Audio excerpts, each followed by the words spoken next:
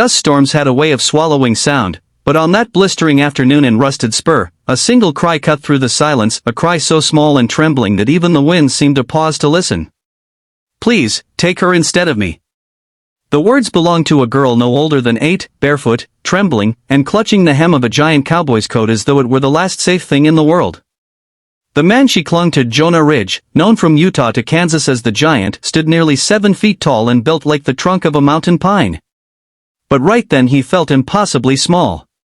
Because the child wasn't pointing to a monster, or a bandit, or even a wild animal.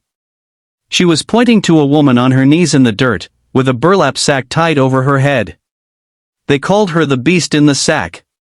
Jonah had heard rumors before he rode into town, a feral woman found wandering the plains, too dangerous to be seen. Folks whispered that she'd attacked homesteads, scared cattle off cliffs, and carried curses in her breath. They said her face was so terrifying that men fainted dead away. Jonah didn't put much stock in gossip. He'd lived long enough to know that fear wore many costumes, but the way the townsfolk kept their distance made him uneasy. Children hid behind their mothers. Men handled their rifles even though the woman's hands were bound loosely in front of her. The little girl tugged Jonah's sleeve again, tears streaking her dusty cheeks. "Please, they're gonna take her away. They say she's bad. But she saved me." Jonah knelt, his huge frame folding like a hinge. "You know her?" he asked softly. The child nodded. "I got lost looking for our goat. Coyotes came. She scared 'em off. She didn't hurt me. She held me. She sang to me." Something cold pressed into Jonah's spine. The townsfolk hadn't said a word about a child being rescued. "Where's your ma and pa?" She shook her head. "Pa passed last winter. Ma's sick in bed. I tried to tell the sheriff, but he said I'm lying. Said beasts don't save nobody." Jonah stood slowly, a decision settling in him like roots. "Stay close to me," he murmured. Sheriff Granger, wide-bellied, red-faced, and fond of the sound of his own orders, nodded to Jonah from the wooden platform. "Ah, Jonah Ridge. Heard you were riding through. You came at a good time. We're hauling this creature out to the ridge. Best to keep the valley safe." Jonah studied the sheriff. "What did she do?" "Don't matter. Folks are scared. Sometimes fear's reason enough." Jonah's jaw tightened. "Not for me." A hush fell over the crowd. Jonah stepped to the kneeling figure. She didn't flinch, even when his shadow covered her entirely. Slowly, so no nervous rifleman got jumpy, he reached for the knot on the sack. The sheriff barked, "Ridge, don't you?" But Jonah didn't stop. The burlap roughened his fingers as he loosened the rope and lifted the sack away. A collective gasp shook the air. There was no beast. No creature. No curse. Just a woman, gaunt, sunburned, her hair tangled from wind and fear. But her eyes, they were soft. The kind of soft forged from old pain and stubborn hope. The little girl rushed forward before Jonah could stop her. "See? I told you. She's not a beast, she's my friend." The woman closed her eyes as if the child's touch warmed a part of her she thought had died. Sheriff Granger's face purpled. "This ain't your business, Ridge. She trespassed, stole food, scared people. That's enough." Jonah turned, voice deep as thunder. "Trespassed where?" "On the McAllen ranch." Jonah frowned. "The one abandoned since the fire?" The sheriff faltered. "Well, she was squattin'. And she's strange." "Strange doesn't mean dangerous," Jonah said. "Show me one person she hurt." Silence. Uncomfortable. Guilty. Jonah looked back at the woman. "Ma'am, what's your name?"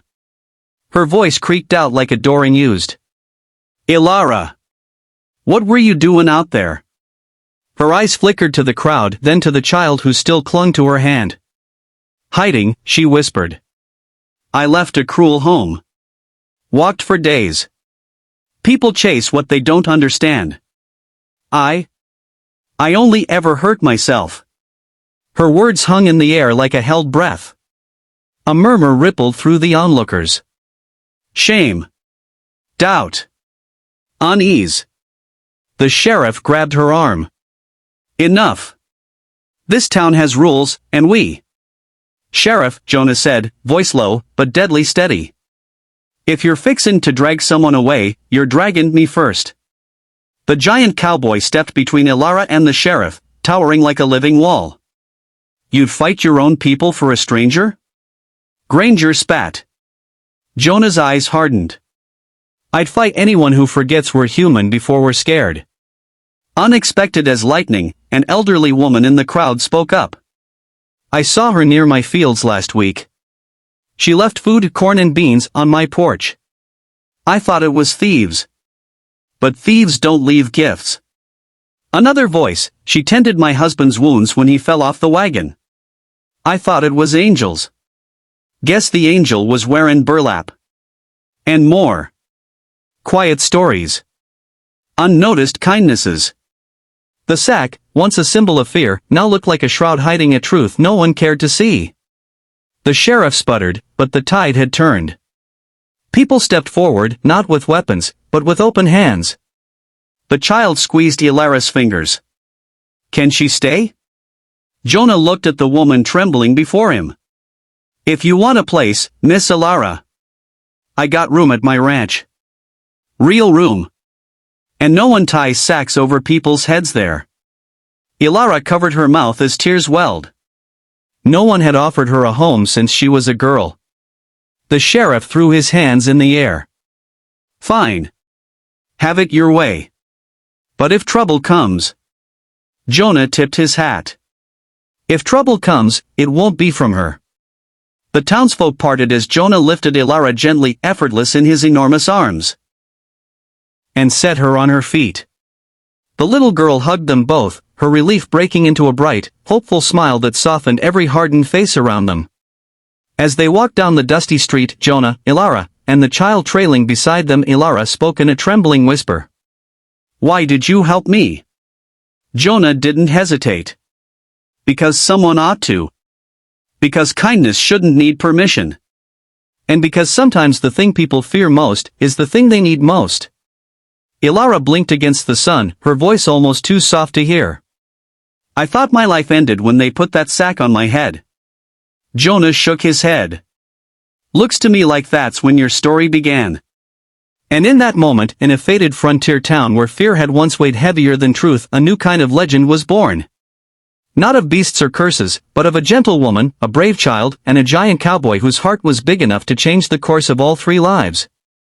A story that whispered through rusted spur for generations. Sometimes the world puts a sack over what it's afraid to see. But kindness lifts it.